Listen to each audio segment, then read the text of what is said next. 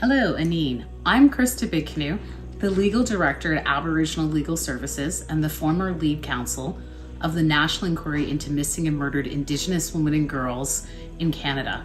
I have been advocating in social justice for Indigenous people my whole life, but in the legal field for the last 17 years. Sometimes it can be defeating looking at things like the mass incarceration of Indigenous people or missing and murdered Indigenous people.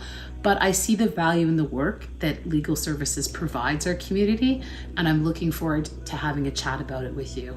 My papa said to me when I was little, because I was so good at arguing on behalf of my sister or siblings or cousins, not to be punished for something, that he said to me, you should be a lawyer.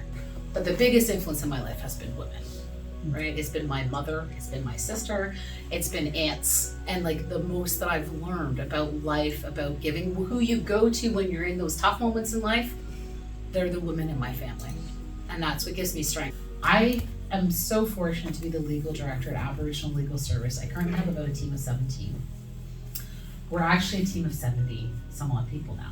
So we do GLAD-DO work, which is this case law based report that's done in Canada.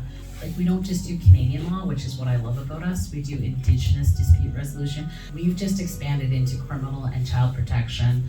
We do inquest work. We keep people housed and social benefits, like the real meat and potato stuff, right? Like, someone's gonna be evicted. Oh, look, it's a mom with 4 kids. And so our staff is probably about 90% Indigenous. And you will not meet one of us that hasn't lived Indigenous experience. I walked into a courtroom and I was making a submission, and the judge was like, Big Canoe. It's like, but you're not a real Indian. And I was like, no, I'm not, because we're not Indian. I'm an Anishinaabe from Georgian Island. That's a First Nation. It's constitutionally under, just like laid in.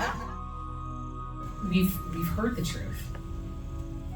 The action's the problem, right? You gotta keep fighting to get some action. People who have experienced the type of discrimination like Indigenous people have, our shelf life is only so long, right? Like, everything I do does hurt in some way, shape, or form. But if I can find the better ways to help others into it and increase the number of us doing it, it carries the burden a lot better.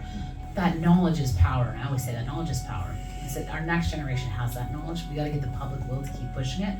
We gotta have the tough conversations.